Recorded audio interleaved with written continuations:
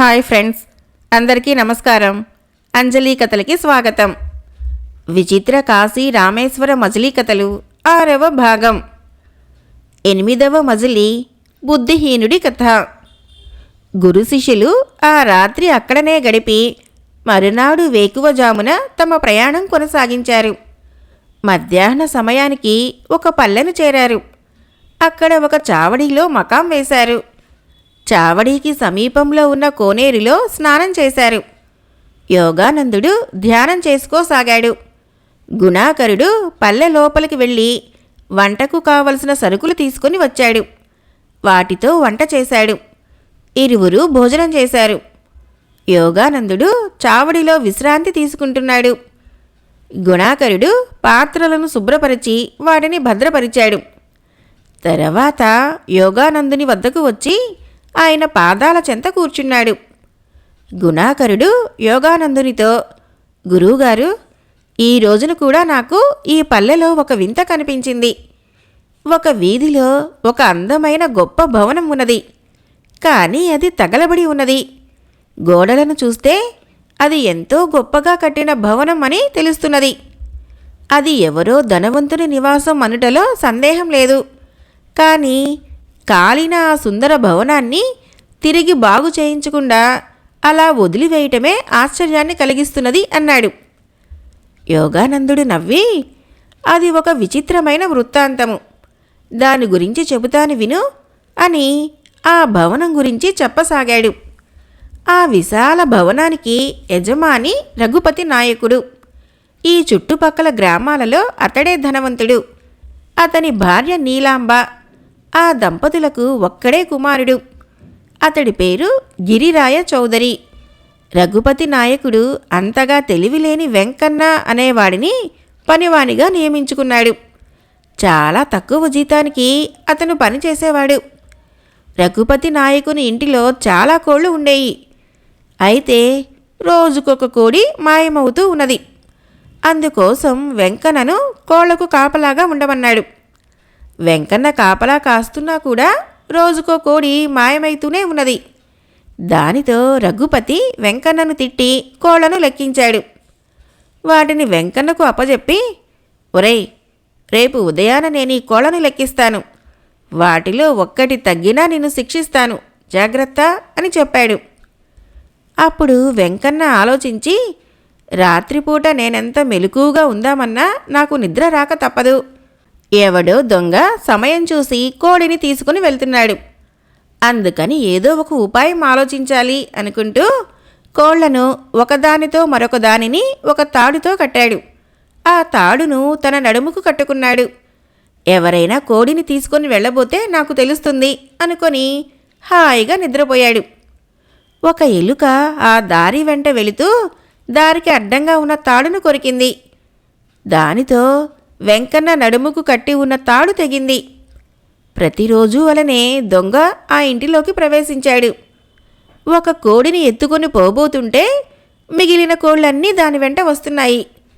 ఆ దొంగ కోళ్లను పరిశీలించి అవి ఒకదానితో ఒకటి కట్టివేయబడి ఉన్నాయని గ్రహించాడు. తన పంట పండిందని అన్ని కోళ్లను తీసుకొని పారిపోయాడు. కోళ్లు కూసినా గాఢ నిద్రలో ఉన్న వెంకన్న లేవలేదు. తెల్లవారిన తర్వాత లేచిన వెంకన్నకు ఒక్క కోడి కూడా కనిపించలేదు. వెంకన్న దిగులుపడి ఈ విషయాన్ని యజమానికి తెలిపాడు.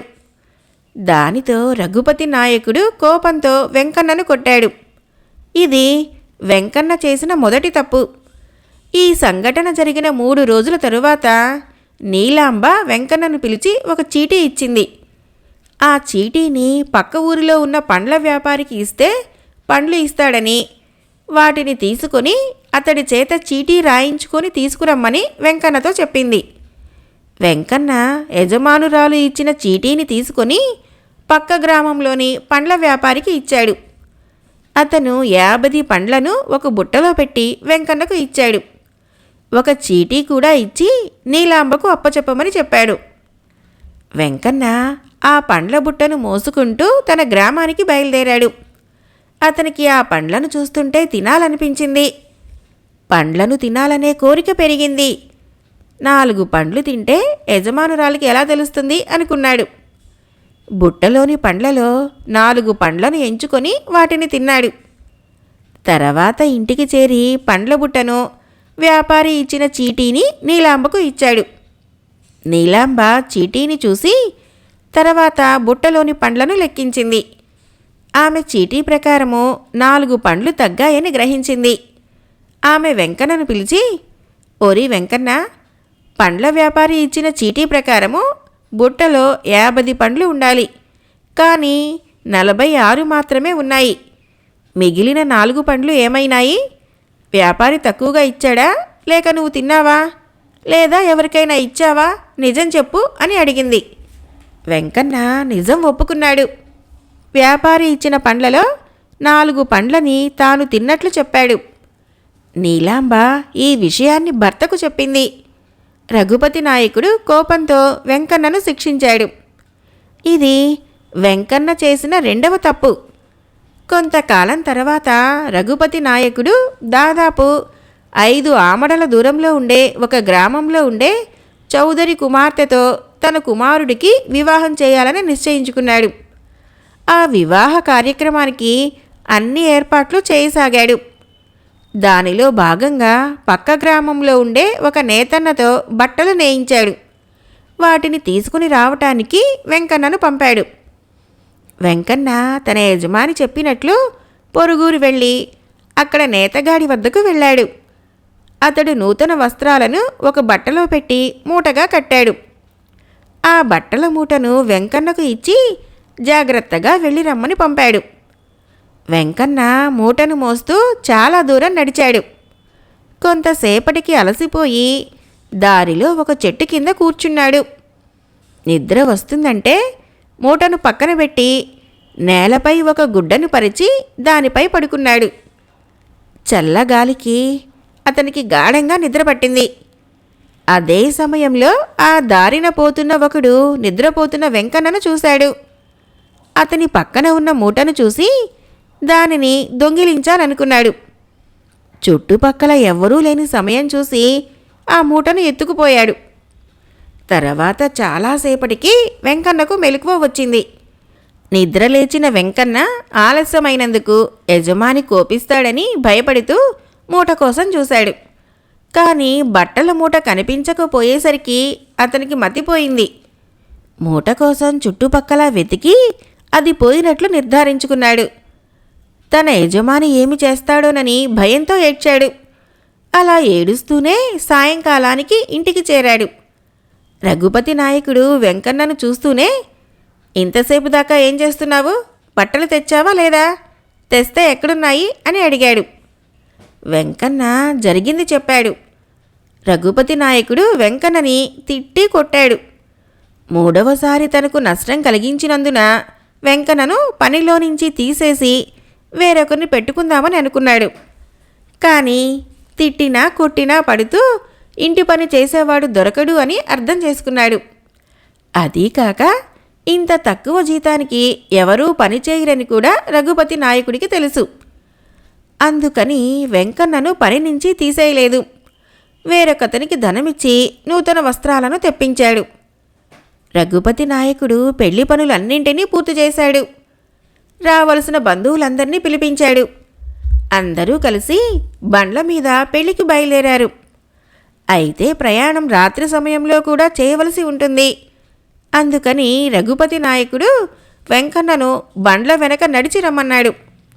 ఆయన వెంకన్నతో, వెంకన్న, బండిలోని బంధువులు నిద్రపోవచ్చు. ఆ సమయంలో బండిలోని సామాను క్రింద పడిపోవచ్చు. ఆ విషయాన్ని నిద్రమత్తులో ఉన్నవారు తెలుసుకోలేకపోవచ్చు. అందుకని నువ్వు జాగ్రత్తగా ప్రతి బండిని పరిశీలిస్తూ బండి నుంచి ఏది పడినా తిరిగి దానిని అదే బండిలో వేస్తూ ఉండు అని చెప్పాడు. వెంకన్న సరే అని బండ్ల వెనక నడవసాగాడు. బండ్లు అలా ప్రయాణం చేస్తుండగానే రాత్రి సమయం అయింది. బండ్లలోని వారంతా నిద్రలోకి జారుకున్నారు. వెంకన్నకు కూడా నిద్ర వస్తున్నది. కానీ బలవంతాన నిద్రను ఆపుకొని నడవసాగాడు. నెమ్మదిగా నడుస్తున్న ఎద్దులు పేడని వేశాయి. వెంకన్న ఆ చీకటిలో నిద్రమత్తుతోనే కింద పడేసిన పేడను అదే బండిలో వేశాడు. ఈ విధంగా బండ్లకు కట్టిన ఎద్దులు పేడ వేస్తూ ఉంటే వెంకన్న ఆ పేడను తీసి అదే బండిలో వేయసాగాడు. కొంతసేపటికి తెల్లవారింది. బండ్లలోని వాళ్ళంతా నిద్రలేచారు. బండ్లు కూడా వారు దిగవలసిన చోట ఆగాయి. కనులు తెరిచి క్రిందకు దిగిన పెండ్లివారు తమను తాము చూసుకునేసరికి అయ్యో ఇదేమిటి అని నోరు నొక్కుకున్నారు. ధనవంతుల బంధువులు పెళ్లికి వచ్చిన వారగుట చేత అందరూ విలువైన దుస్తులు ధరించి వచ్చారు. కానీ అవి అన్నీ పేడమయమైపోయాయి. ఇదెలా జరిగింది అని ఆశ్చర్యపోయారు. అంతలో అక్కడకు వెంకన్న వచ్చాడు. వారి వెంకన్నను, వెంకన్న, నీవు మా బండ్ల వెనకనే వస్తున్నావు కదా, ఇలా మా దుస్తులపై పేడ ఎలా వచ్చింది, నువ్వేమైనా చూసావా అని అడిగారు. వెంకన్న, చూసావా ఏమిటి, ఆ పేడను వేసింది నేనే. అయ్యగారు బండి నుంచి కింద ఏది పడినా దానిని తిరిగి అదే బండిలో వేయమని చెప్పారు. అందుకే చాలా జాగ్రత్తగా చూసా. ఏ బండి వద్ద పేడ పడితే దానిని అదే బండిలో వేశాను. యజమాని చెప్పిన పనిని ఎంత బాగా చేశానో చూశారుగా. కొంచెం పేడ కూడా వదలకుండా మొత్తం బండిలో వేశాను. అయ్యగారికి అసలు నష్టమే లేకుండా చేశాను అన్నాడు. ఈ పనికిరాని పని వెంకన్న చేశాడని అందరికీ తెలిసింది. కొందరికి కోపం వచ్చింది. మరికొందరికి వెంకన్న తెలివి తక్కువ పనికి నవ్వు వచ్చింది. బంధువులందరూ తెలిసిన వారి ఇంట్లల్లో స్నానాదులు చేసి బట్టలు మార్చుకున్నారు. రఘుపతి నాయకుడు మాత్రం కోపంతో రగిలిపోయాడు.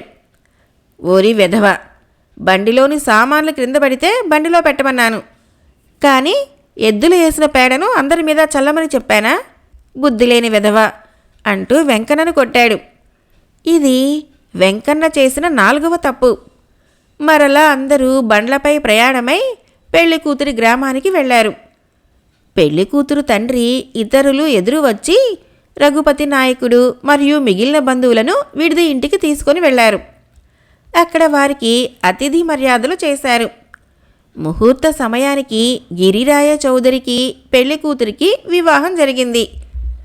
ఆనాటి ఆచారాల ప్రకారము పెళ్లికూతురు రజస్వల కాకుండానే వివాహం జరిగింది.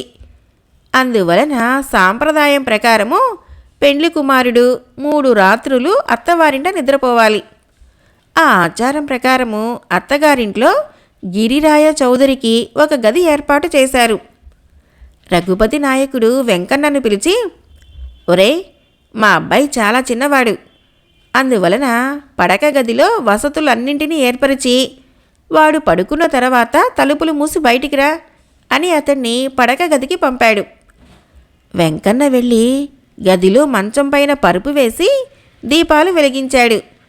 పండ్లు, తినుబండారాలు, పాలు, తాంబూలము మొదలైన వాటిని అన్నిటినీ ఆ గదిలో ఉంచాడు.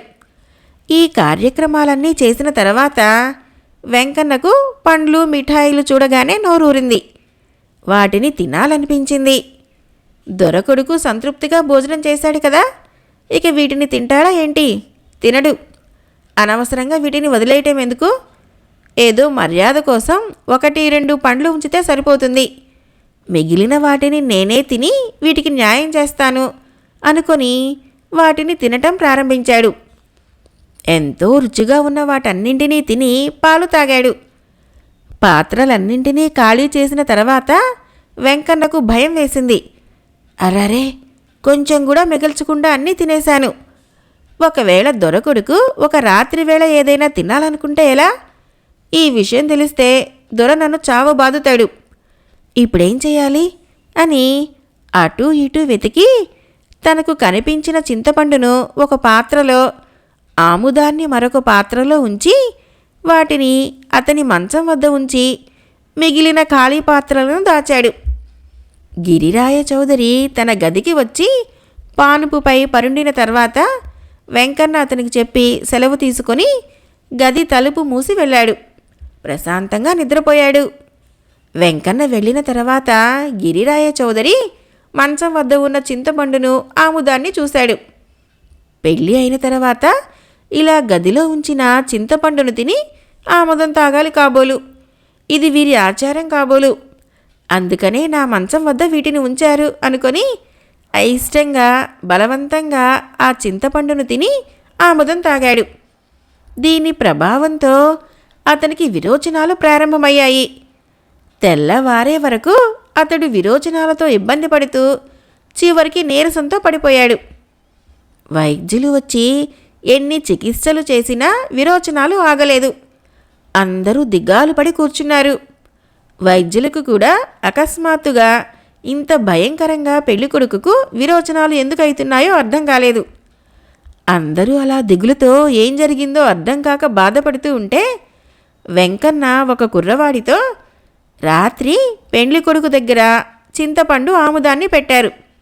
వాటిని నేను పెట్టలేదు. ఎవరు పెట్టారో తెలీదు. బహుశా పెండ్లికొడుకు వాటిని తీసుకున్నాడేమో. అందుకని ఈ విరోచనాలు పట్టుకొని ఉంటాయి.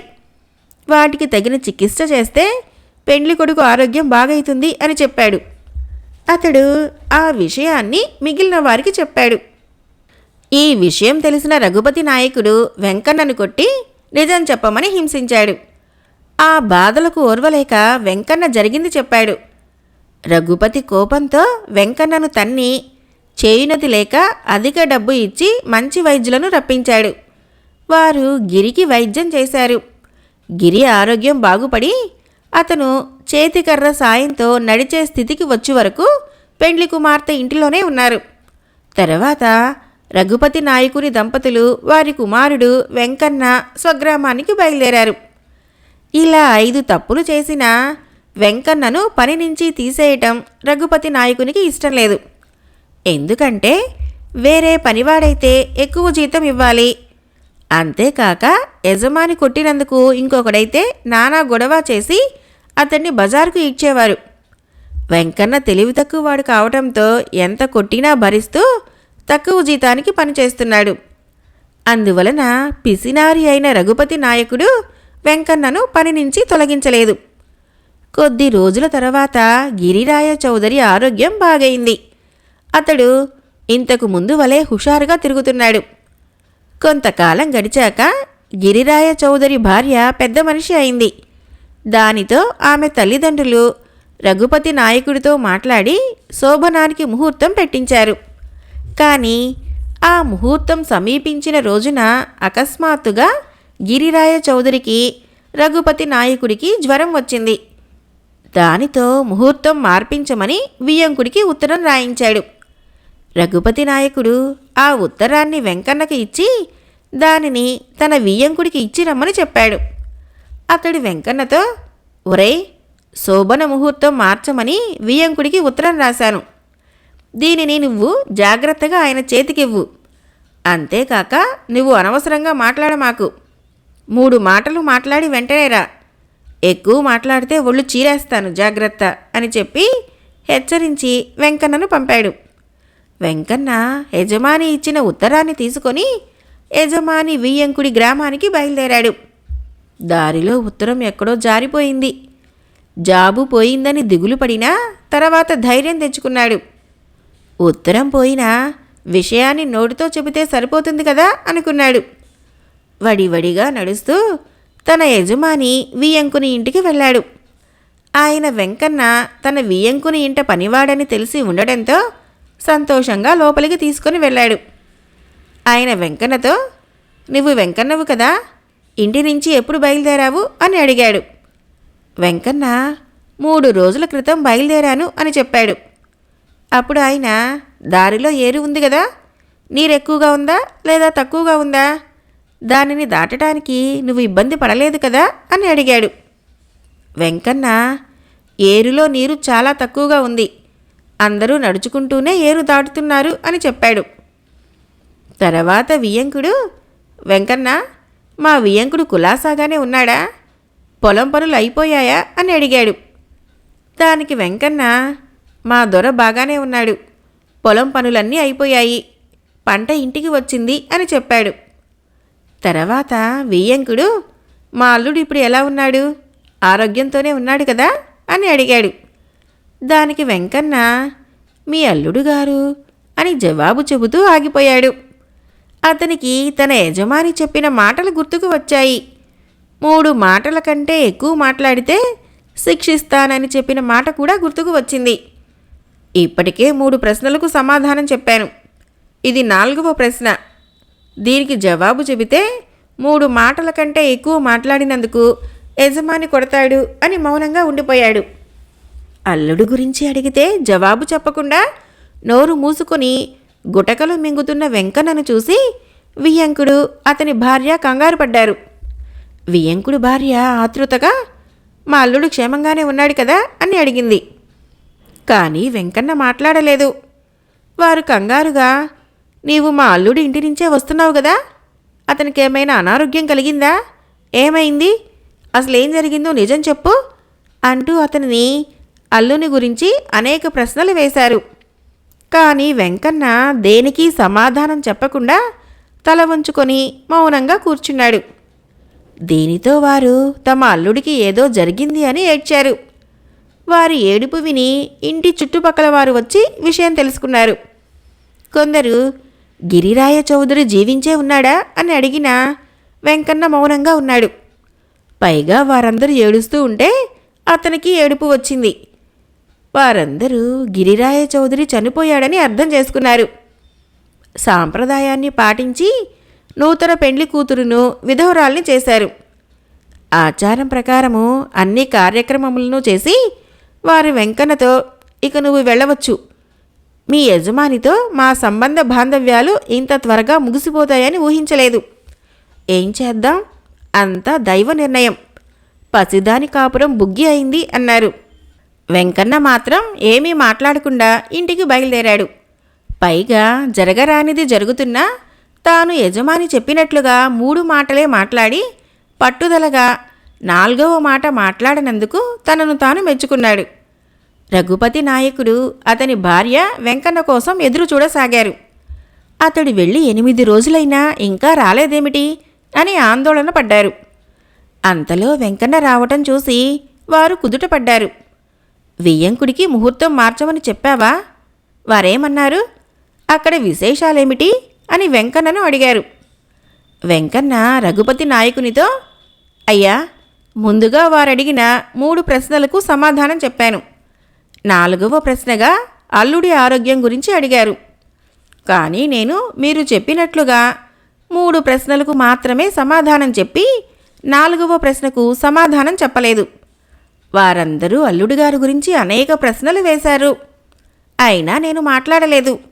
చివరికి వారంతా తమ అల్లుడు చనిపోయారని అనుకొని వారి అమ్మాయి మంగళసూత్రం తీసేసి విధవరాల్ని చేశారు.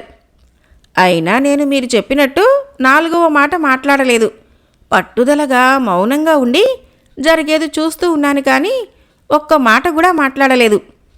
అయ్యా, ఇప్పుడు చెప్పండి, మీరు చెప్పిన పని తూచా తప్పకుండా చేశాను కదా అని గర్వంగా చెప్పాడు. వెంకన్న చెప్పింది విని రఘుపతి నాయకుని గుండె పగిలిపోయింది. దుఃఖము ఆవేశము కలిసి వెంకన్నపై కోపంగా మారాయి. అతడు ఉద్రేకంతో వెంకన్నను నరికి పోగులు పెట్టాలన్నంత కసితో వెంకన్నపైకి వెళ్ళాడు. అతడిని రఘుపతి కొడుతూ ఉంటే రఘుపతి భార్య అతడిని ఆపింది. వాడి సంగతి తెలిసిందే కదా, ఏది చేయవచ్చో ఏది చేయకూడదో కూడా వాడికి తెలియదు. వాడిని కొట్టి ఉపయోగం ఏముంది? ముందు మనము వియ్యంకుల ఇంటికి పోయి జరిగిన ఘోరాన్ని ఆపి మన కోడల్ని మనం తెచ్చుకోవాలి. ముందు ఆ సంగతి చూడండి అన్నది. రఘుపతి నాయకుడు కూడా భార్య చెప్పిన దానికి అంగీకరించి వియ్యంకుడి ఇంటికి భార్య పిల్లల సమేతంగా బయలుదేరాడు. అక్కడకు వెళ్ళి శోభనానికి మంచి ముహూర్తం పెట్టించాలని గిరిరాయిని కూడా తీసుకొని వెళ్ళాడు. అయితే వెంకన్నను తమతో తీసుకొని పోరాదు అనుకున్నాడు. రఘుపతి వెంకన్నను పిలిచి, ఓరి దుర్మార్గుడా, నీవు చేసిన పని క్షమించరానిది, నీకు తగిన శిక్ష వేయాలి. కానీ నీవు చేసిన తప్పును సరిచేయటానికి త్వరగా మేము వెళ్ళవలసి ఉన్నది. అందువల్ల నువ్వు బతికిపోయావు. నీవు మాత్రం మాతో రావద్దు. మేము వచ్చేదాకా ఇంటిని కనిపెట్టుకొని ఉండు. ఇంటిలోకి ఒక చీమ కూడా దూరకుండా జాగ్రత్తగా కాపలాకాయ్. మేము త్వరగానే వస్తాము అని చెప్పి రఘుపతి నాయకుని కుటుంబము, ఇతర బంధువులు అతని వియ్యంకుని ఇంటికి వెళ్ళారు. వెంకన్న తన యజమాని ఇంటిని జాగ్రత్తగా చూడసాగాడు. 2 రోజుల తర్వాత ఒక చీమల దండు ఇంటిలోకి ప్రవేశించింది. వాటిని చూసి వెంకన్న దిగులు పడ్డాడు.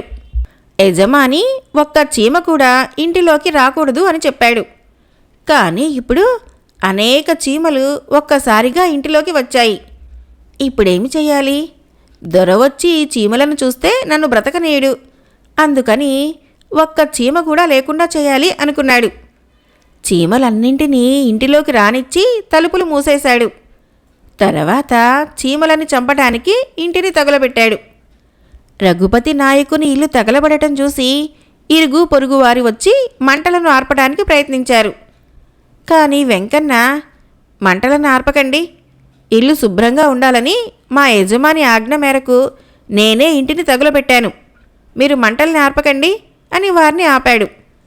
వారు కూడా రఘుపతి నాయకుడు ఇంటిని తగలబెట్టమని వెంకన్నకు చెప్పి ఉంటాడు. లేకపోతే ఒక పనివాడు ఇంతటి సాహసం చేయడు. అయినా రఘుపతి నాయకుడు ఇంత అందమైన ఇంటిని తగలబెట్టమని ఆజ్ఞాపించడం ఏమిటి? అయినా ఈ ఇల్లు తగలబడితే పక్కనున్న మన ఇళ్ల సంగతి ఏమైతుంది అని అందరూ కడవలతో నీళ్లు తెచ్చి మంటలపైన పోశారు. కానీ అప్పటికే గాలి ఎక్కువగా ఉండటం వల్ల మంటలు రేగి ఇంటిలోని విలువైన వస్తువులతో సహా ఇల్లు తగలబడింది. చేయునది లేక గ్రామస్తులు వెళ్ళిపోయారు. మంటలు పూర్తిగా ఆరిన తర్వాత వెంకన్న కాలిన బూడిదని ఎత్తి దానిని దూరంగా పారబోశాడు. పేడతో కాలిన ఇంటిని అలికి ముగ్గులు పెట్టాడు. ఇంటిలో ఒక్క చీమ కూడా లేకుండట చూసి సంతోషించాడు. మొండి గోడల మధ్య ఒక గుడ్డ పరుచుకొని హాయిగా పడుకొని నిద్రపోయాడు. రఘుపతి నాయకుడు తన పనులన్నీ ముగించుకొని స్వగ్రామానికి తిరిగి వచ్చాడు. అతనికి అందమైన తన భవనము కాలి మొండి గోడలు కనిపించాయి. అది చూసి గుండెలు బాదుకుంటూ పరుగు పరుగున ఇంటి దగ్గరకు వచ్చిన అతనికి హాయిగా నిద్రిస్తున్న వెంకన్న కనిపించాడు. వాడిని లేపి, ఏమైందిరా, నా ఇల్లంతా ఇలా తగలబడిందేంట్రా అని అడిగాడు. అప్పుడు వెంకన్న రఘుపతి నాయకునితో ఇంటిలోకి చీమలు వచ్చిన దగ్గర నుంచి అప్పటి వరకు జరిగిన పనులన్నింటినీ తెలిపాడు. యజమానితో, అయ్యా, ఇంటిలో చేరిన చీమల్ని చంపడానికి నేనెంత కష్టపడ్డానో మీకు తెలియదు. కావాలంటే గ్రామంలోని వారందరినీ అడగండి, ఎంత బూడిదను ఎత్తివేశానో చెబుతారు. ఇల్లంతా పేడతో అలకటానికి ఎన్ని రోజులు పట్టిందో వారికి తెలుసు. మీకోసం ఇంత కష్టపడిన నాకు బహుమతి ఇయ్యవలసిందే అని చెప్పాడు. అంతలో గ్రామస్తులు వచ్చి తాము మంటల్ని ఆర్పడానికి ప్రయత్నిస్తే మీ పనివాడు అడ్డగించాడు. దానివల్ల కొంత ఆలస్యమయ్యి ఇంటిలోని సామాగ్రి మొత్తం తగలబడింది. చివరికి ఇల్లు కూడా తగలబడి ఇలా మొండి గోడలు మిగిలాయి అన్నారు. రఘుపతి తనకు జరిగిన నష్టాన్ని తలుచుకొని దుఃఖించాడు. బుద్ధిహీనుడైన వాడిని నౌకరుగా పెట్టుకున్నందుకు తనను తాను తిట్టుకున్నాడు. కోపంతో వెంకన్నను తిట్టి, నీవు ఎన్నిసార్లు తప్పులు చేసినా క్షమించినందుకు నాకు తగిన శాస్తి చేశావు. ఇక నీవు నా ఇంట్లో క్షణం కూడా ఉండటానికి వీల్లేదు. వెంటనే ఇక్కడి నుంచి వెళ్ళిపో అన్నాడు. వెంకన్న కూడా, నేను ఎంతో కష్టపడి ఈ యజమాని చెప్పిన పనులు చేసిన తిట్లు దెబ్బలు బహుమతిగా ఇస్తున్నాడు. ఇతని వద్ద పని చేయటం కంటే వెళ్ళిపోవటమే మంచిది అనుకుంటూ వెళ్ళిపోయాడు. రఘుపతి తనకు జరిగిన నష్టాన్ని తలుచుకొని బాధపడ్డాడు. తాత్కాలికంగా ఒక వసారా కట్టుకొని దానిలో నివసించాడు. కానీ అతని మనోవ్యాధి పెరిగి ఆరోగ్యం క్షీణించి అతడు మరణించాడు. భర్త మరణించిన నెల రోజులకే భార్య చనిపోయింది. దానితో వారి కుమారుడు గిరిరాయ చౌదరి గ్రామం విడిచి అత్తగారింటికి వెళ్ళాడు. అత్తగారి ఇంటికి సమీపంలో ఒక ఇల్లు కట్టుకొని భార్యతో సహా ఆ ఇంటిలో నివసించాడు. ఆనాడు కాలిన ఇంటి గోడలు ఇంకా అలానే ఉన్నాయి. ఆ గోడలే నువ్వు చూసిన ఇంటి గోడలు అని యోగానందుడు గుణాకరునితో ఇంటి వృత్తాంతాన్ని తెలిపాడు. విచిత్ర కాశీ రామేశ్వర మజిలీ కథలు 6వ భాగం సమాప్తం. రేపు 7వ భాగంలో 9వ మజిలీ రాతిబండ కథ చెప్పుకుందాం. ఫ్రెండ్స్, నా కథలు నచ్చినట్లయితే మన ఛానల్ని తప్పకుండా సబ్స్క్రైబ్ చేయండి, లైక్ చేయండి, షేర్ చేయండి, కామెంట్ చేయండి. Thank you.